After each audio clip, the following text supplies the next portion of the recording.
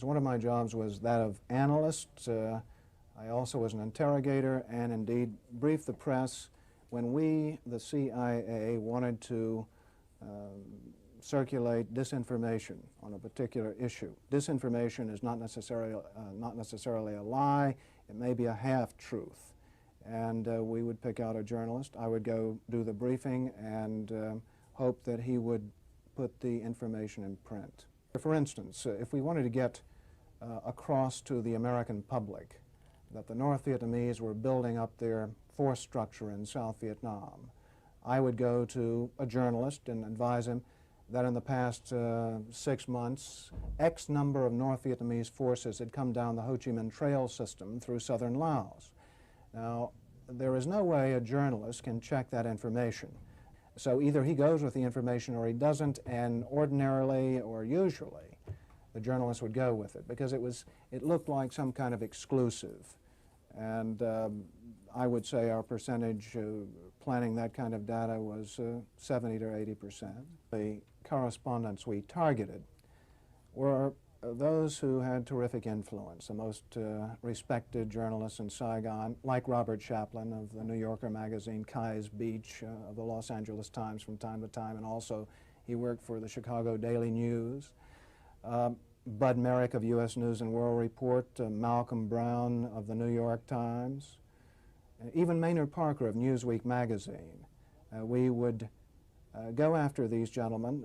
I would be directed to cultivate them, to spend time with them at the Caravel Hotel or the Continental Hotel, to socialize with them, and slowly but surely to try to gain their confidence by dolloping out valid information, information which was true. And then I would drop into a conversation the data that we wanted to get across, which might not be true.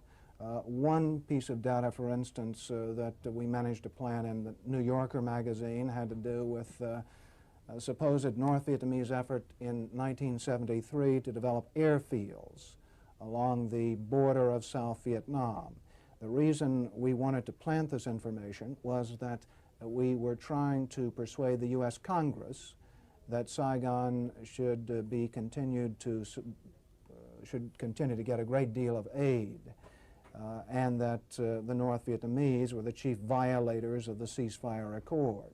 That was printed in the New Yorker magazine under the byline of Robert Chaplin, as indeed was a great deal of such information which we tried to circulate. If I planted a piece of information with a reporter, I would ordinarily then try to create an environment in which he could not check the information. I would go to the British ambassador and brief him on the disinformation I had just given the reporter. So when the reporter wanted to cross-check what I'd told him with, say, the British ambassador, New Zealand ambassador, or what have you, he would get false confirmation, the same message coming back at him, and he'd say, aha, I've got proof that Frank Snepp told me the truth, when in fact what he'd gotten was simply an echo of what I'd given him in the first place via the British ambassador or other of our friendly diplomatic contacts. I am, as an ex-CIA agent, opposed to the disinformation activities in which I was involved. I admit that I was involved, and I think it served no useful purpose. Propagandizing the American public or Congress is not the CIA's job. That testimony isn't unique or isolated. In 1978, former CIA operations director John Stockwell had a publicized interview and said this when asked very similar questions. There are other functions, however, some of them more legitimate than others. One is to run secret wars. Another thing is to disseminate propaganda to influence people's minds. And this is a major function of the CIA.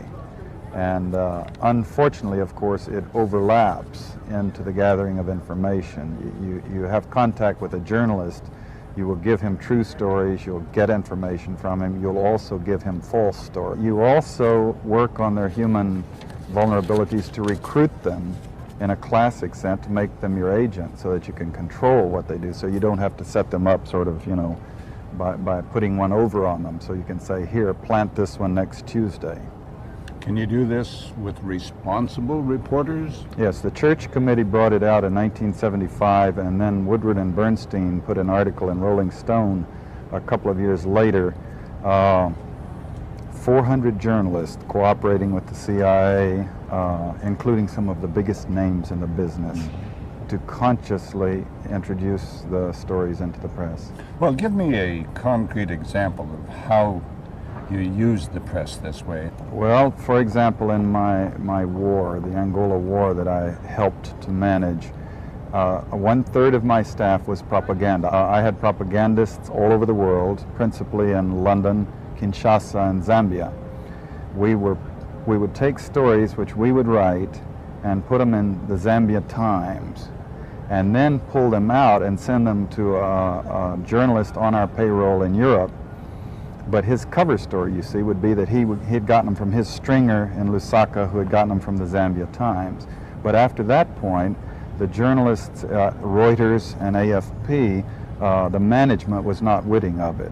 Now, our contact man in Europe was, and we pumped just dozens of stories about Cuban atrocities, Cuban rapists. We didn't know of one single atrocity committed by the Cubans. It was pure, raw, false propaganda to create an illusion of communists, eating babies for breakfast. The number of indications